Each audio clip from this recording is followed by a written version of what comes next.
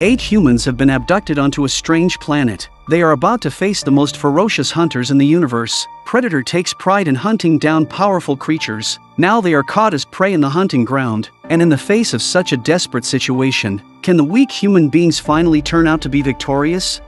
At the beginning of the story, Special Agent Royce wakes up and finds himself 10,000 meters in the air. Luckily, Royce managed to open his parachute at the last moment when he was about to land. After the woods to ease the impact, he also fell heavily on the ground. When Royce woke up again, he found himself in a rainforest. Before he could observe the situation around him, another human was falling from the air. Looking at each other's hands holding weapons, the atmosphere between the two instantly tensed up. When they were confronting each other, another human fell from the sky, but because he couldn't open his parachute in time, his body was twisted and distorted by the fall. The sudden change of events also eased the tense atmosphere. However, at this time, the bullets came toward them quickly. Fortunately, both were skilled and immediately hid behind a large tree. Royce then quickly moved in the direction of the gunfire. He soon found the location of the attackers. While the other man was changing bullets for his weapon, Royce immediately approached the target quietly but did not shoot directly. He could already tell that this person should be in the same situation as them. When Cuchillo also arrived, the three began to exchange information. Nikolai served in the Russian Special Forces and fought in the war before arriving here. Cuchillo was a Mexican drug lord killer. He was unconscious after a flash of light, and when he woke up again, he was in this strange place. Royce's experience is the same as theirs, but before they could get more information, a sniper aimed at them not far away. But when she sees they are also human, Isabel drops her weapon. As a wilderness survival expert, she had never seen a forest like this on Earth. As the group moves on, they soon find the Resistance Mombasa and the one it stands, Edwin, a doctor who claims to be on the job, and Hanzo, a master swordsman from the Japanese Yakuza. Because all of them had the same encounter, they temporarily formed a small team. Afterward, under the continuous search, they soon found a strange totem, and underneath it, countless corpse bones had decayed. Mombasa is judged by African customs. In some primitive cannibal tribes, the more loot is a proof of power and honor. Some in the group thought it was a test, a kidnapping, or some experiment. Everyone has made different guesses, but all this is not important now. They had to think about how to get out of here. Next on the way, Royce finds that the way to determine the direction on Earth is useless here, and he has never seen the sun in the sky. Plus, except for Edwin, who seemed out of place among them, everyone else had extraordinary combat power, so it seemed they had all been carefully selected. As the crowd continued to advance, they soon discovered an unknown iron cage. When they uncovered the top tarp, they found the cage was empty. They judged by the blood stains left on the door that other creatures had been dropped there, and they were probably not human. Seeing that there were many such cages around, the group realized the seriousness of the problem. Then they immediately began to look for favorable terrain. However, as they continued to explore, Mombasa accidentally triggered a trap.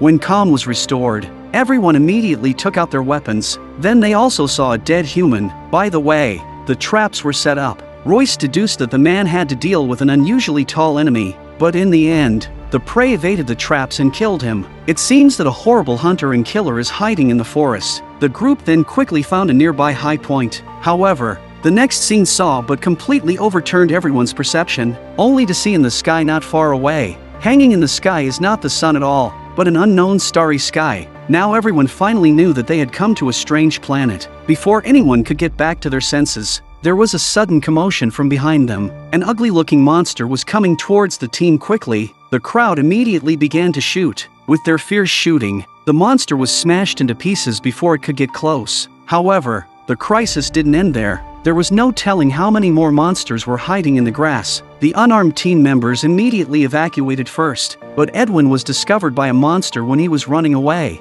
Edwin fell to the ground in a panic. The monster was getting closer and closer to him, but fortunately, Isabel also noticed the crisis. When the monster was about to pounce on Edwin, Isabel shot the beast in the head. At the same time, another member of the team, Stans, was also attacked by the monster. because he didn't have a gun in his hand. Stans could only resist the monster's bite while attacking it with his dagger, but such an attack cannot do any damage to the monster. Fortunately, at this time, Mombasa heard the commotion and arrived in time. Under his attack, the monster soon lost its reaction. On the other hand, the number of monsters attacking them was even greater, and the monsters were so resilient that the attacks from ordinary weapons seemed to have little effect. Seeing that their ammunition was getting low, Royce immediately took out the saber he was wearing. The moment the monster lunged, he directly cut off the monster's head with a knife. On the other hand, Isabel was preparing to evacuate with Edwin, but then another monster spotted them. Isabel wanted to use the sniper rifle to attack, but the weapon jammed at a critical moment. Isabel can only take out the pistol crazy shooting, but the monster directly against the bullet on the rush. The monster was getting closer and closer. Desperate, Isabel pointed the pistol directly at herself. However, at this time, with a whistle sounded, the monster was about to rush over but immediately stopped in its tracks and quickly left the place. When the crisis was over, the group quickly reunited. Royce, judged by the corpse form of the monsters and the fact that a kind of whistle controlled them, thought these monsters should be similar to the Earth's hunting dogs. They are just a means for hunters to test their prey, and now they have become the prey of others. This planet is a large hunting ground.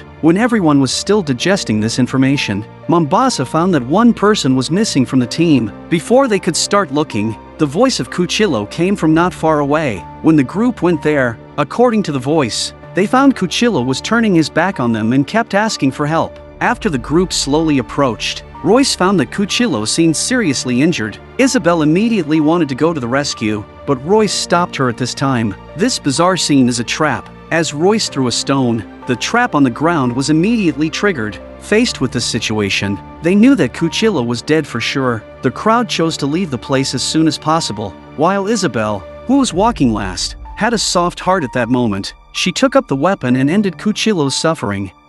Just as Isabel was about to leave, her teammates' cry for help sounded again, but it turned out that Cuchillo had already lost his life. The cry for help was just a tool used by the hunters to lure them in. Then the team started to move on. Royce knows the hunter's habit. Once the prey begins to run in panic, it is a great time for hunters to start hunting. So now they must remain calm and then take the opportunity to figure out the opponent's bottom. Royce soon found the hound's footprints on the ground, and as they tracked along, the team did find an unknown camp. By the time the group arrived inside carefully, the sight of the place had taken everyone by surprise. The bodies of different races were hanging on the stakes like bacon, and the ground was littered with the bones and remains of various creatures. So humans were not the only prey there, and as they continued their search, they also saw a horrible creature tied to a shelf. This was the first time humans had seen Predator, but now he was tied up like prey. Nikolai immediately went up to check it out with curiosity. The next second, to his surprise,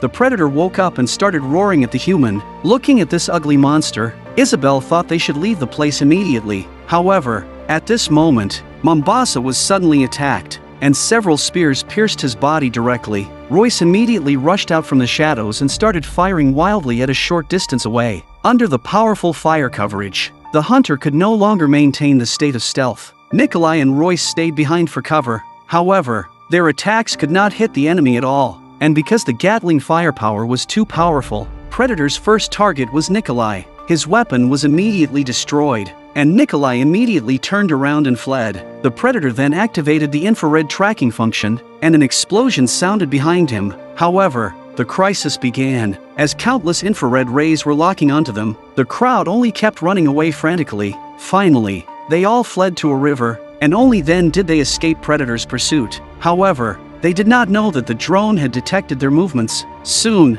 the drone flew to the previous camp. This is when the stealthy Predator finally showed its true face. There are 3 new Predators here, and they are more powerful than one another. They are 2 new Predators and the boss Berserker, and they will continue to hunt next. On the other hand, the crowd that escaped began to implode. Isabel thought Royce was using them as bait, but Royce explained that they had to find out the enemy's identity, so some sacrifice was inevitable. Now they at least got the enemy's information. Predators look strong, can be stealthy, and use missiles and energy weapons. After understanding the enemy's combat characteristics, the group immediately ambushed the jungle and let Edwin act as bait to lure Predator. Sure enough, a monster soon caught up with him. The group thought this was Predator, and Isabel pulled the trigger after aiming. However, When everyone got closer, they realized that the one that was killed was not a predator at all but another kind of prey that ran out of the cage. The expressions on everyone's faces froze instantly, and then a figure slowly appeared behind Royce. However, Predator did not attack,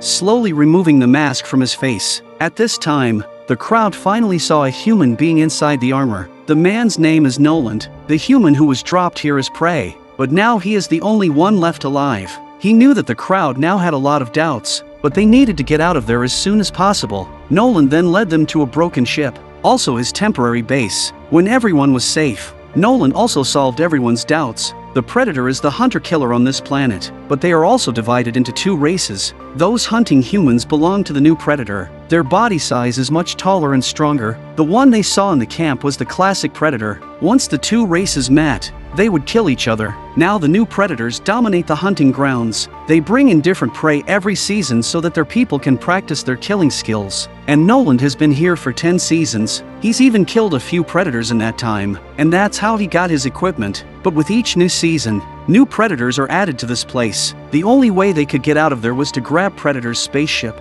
but they didn't know how to fly it. After saying this, Noland is ready to go to bed, and when he leaves, he also reminds everyone to keep their voices down. After Noland fell asleep, everyone started to look at the surroundings. Hanzo then found a samurai sword here. Royce had a plan. Although they wouldn't be able to fly the alien ship, the Predator in the camp would. The enemy of the enemy is a friend. They may be able to reach cooperation between. Just when everyone was relaxing their guard, a lot of smoke suddenly rose from the room, and even the only exit was blocked. While Noland, who was sleeping, disappeared at this time, Edwin instantly made a judgment. Noland must be trying to kill them and then grab the equipment. At this time, outside the door, it is indeed Noland creating smoke. And he also kept talking to himself into the air next to him. It turns out that in the 10 seasons of Intense Escape, Noland has long had schizophrenia. Seeing that the people in the room were reacting to the poisoning, Royce immediately used a blasting bomb against the wall, and the huge commotion here soon attracted the attention of Predator.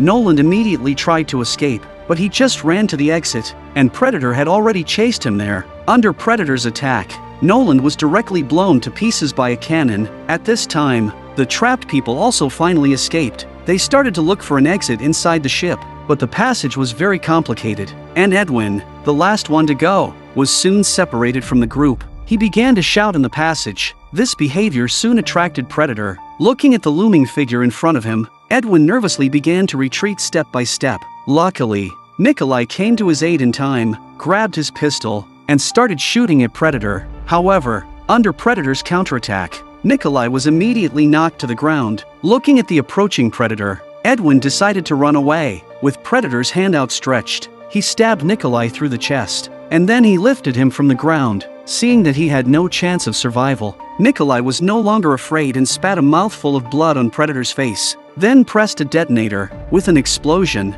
Nikolai and Predator chose to die together. A powerful shockwave began to sweep over everything. Luckily, everyone escaped at the last moment. Seeing that they had killed a Predator, Stans immediately yelled out in joy. However, in the next second, Stans was immediately knocked out, followed by a Predator who slowly lifted his invisibility. He had the absolute power to kill everyone in front of him. Just as the infrared was aimed at Royce, Stans got back up. He grabbed a dagger and attacked the Predator, screaming at the others to escape. Seeing that one of his prey had ruined his plan, Predator ripped out Stan's cervical vertebrae, and with his roar, the last Predator soon arrived. The intact Predator then began to pursue, leaving clear traces of the fleeing people on the ground in his line of sight. The rest of the group had already fled to a grassy area, but Hanzo, who was walking at the end, suddenly stopped and signaled the others to leave the area first, knowing that everyone would be killed if they continued like this. After the others left, Hanzo slowly removed his jacket and pulled out his katana. He wanted to die with the highest honor of a samurai. With Hanzo ready to go, Predator soon tracked him down. Faced with the provocation of his prey, Predator immediately flicked his blade. A primitive battle began immediately. Predator attacked first, and Hanzo hastily raised his katana to block. But because the Predator was stronger, Hanzo was quickly thrown out of the way. When Hanzo got back up, he immediately rushed toward his target again, but this time he immediately got a cut on his back. Hanzo knew he was no match for this, so he began to trade lives with Predator. Under Hanzo's desperate attack, Predator's abdomen was finally damaged. Hanzo saw this and raised his weapon again. This time, Predator was finally killed with a single blow. But Hanzo was also hit in the end, and then he also lost his life and died in the grass. Meanwhile, Edwin, who was running away, stepped on a trap accidentally. Although Isabel opened the trap immediately, Edwin was now incapacitated. Royce realizes that the trap is not meant to kill but to hold the enemy. He suggests that he and Isabel leave the area immediately or use Edwin as bait. This may be their last chance to survive. Facing Edwin's plea, Isabel finally chose to stay. Royce saw this and had to leave the place alone. He then re-entered Predator's camp. Now he has a daring plan. When Royce finds the classic Predator tied up here, he immediately tries to communicate with the target. He can get Predator back to freedom, and the only requirement is that he uses the spaceship to get out of there, and Predator clearly understands Royce's words. Before Predator can nod his head in agreement, Royce steps forward and cuts the chains that hold him captive. When Predator is free, he immediately grabs Royce's neck, but he didn't kill Royce after a moment of reflection. The Predators may be brutal, but they are also a race that keeps its promises. The classic Predator then picks up his mask, and after he puts his equipment back on, he immediately pulls up a star map of the universe. As the planets on it kept flashing, the image of Earth soon appeared on it. Seeing Royce's excited expression, Predator started the spaceship. On the other side, Isabel was helping Edwin to escape, but they soon stepped on a trap, and the last Predator was waiting for them. He then drags the prey back to the camp. By the time he had released his prey into the dungeon, that's when he also saw his enemy, and the classic Predator saw his archenemy appear in front of him. He went straight past Rose to the front. Next was the battle of the races between Predator. When Royce saw the battle was about to start, he immediately ran to the spacecraft. This is the battle between the Predator. Their strong bodies immediately collide together, but Berserker's body size is stronger. He directly knocked the classic Predator to the ground, but after he dodged the fatal blow, he immediately launched a counterattack against Berserker. Both Predators chose to fight in the most primitive way. The battle between the two sides was difficult to distinguish for a while, but Berserker was the first to use his energy weapon, and the shockwave immediately blew away the classic Predator. However, when Berserker came closer to see, he had disappeared. As he looked puzzled, the stealthy classic Predator immediately rushed over from the side. The two sides fought again, but classic Predator had been imprisoned before, and his strength had not recovered at all, and he had just been injured by the energy weapon. Under Berserker's constant attacks, he was quickly knocked off his mask. Seeing that the enemy had no more power to resist, Berserker removed his mask and let out a roar of victory. He then cut off the head of the classic Predator with a single slash, but then the battle did not end, and then Berserker ran to the spacecraft. But by the time he reached his destination, the spaceship had already successfully taken off. Berserker did not hesitate. He directly activated the ship's self-destruct program. Then the ship immediately exploded. At the same time, Edwin, who was locked in the dungeon, quietly took out a weapon and used a blade containing neurotoxin to cut Isabel. It turns out that Edwin is a psychopathic murderer. Seeing that there is no hope of escape, he prepares to use Isabel in exchange for his chance to live. However, at this moment, Royce reappeared here. It turns out that he did not board the spacecraft at all, and then he immediately rescued both of them. Isabel wanted to reveal Edwin's true face, but she couldn't do anything after being poisoned, and she couldn't even speak. However, when Edwin tried to attack, Royce suddenly rose and killed Edwin directly. It turned out that Royce had long been wary of Edwin, and no ordinary people could be caught here as prey. Then Royce began to use Edwin's corpse to set up traps. He sprinkled gunpowder all around the camp. When Berserker returned to the camp, he soon saw Edwin's corpse. Seeing that he was not completely dead, Berserker immediately flicked his blade. However, after he rolled over Edwin's body, the bomb set in advance was immediately detonated. Berserker was directly blown away, but because of the equipment protection, Berserker did not lose his fighting ability at this time. When he got back up, Royce appeared next to him. He was all over his body coated with mud, and then the surrounding area lit up a fire. This disables Berserker's heat tracking ability. Then Royce began to provoke. Berserker saw the situation and immediately rushed up, but Royce, with dexterity, too quickly dodged, and around the flames were constantly burning. Also let Berserker cannot see Royce's specific location. This immediately made him roar with anger. However, Royce then rushed out from behind him, but Royce quickly left after giving Berserker a heavy blow. Before Berserker could react, numerous attacks followed. Royce immediately hid behind a large tree after the constant attacks. However, with his violent movement, the rapid beating rate of his heart also allowed Berserker to capture his position. He then used his energy weapon, and Royce, hiding in the shadows, was directly blown away. Then Berserker immediately came over, facing this, repeatedly letting himself injure prey. He would not let Royce die easily. Seeing that Berserker is approaching himself, Royce struggles to keep backing up, but Berserker soon caught up with him and immediately started beating Royce. When Berserker lost interest in continuing the torture, he raised his blade and tried to kill Royce completely. At this critical moment, Isabel finally took up the weapon. With a burst of gunfire, Berserker was immediately shot and lost his balance, giving Royce a chance to live. While Berserker has not yet reacted, Royce immediately picks up the weapon and begins to counterattack.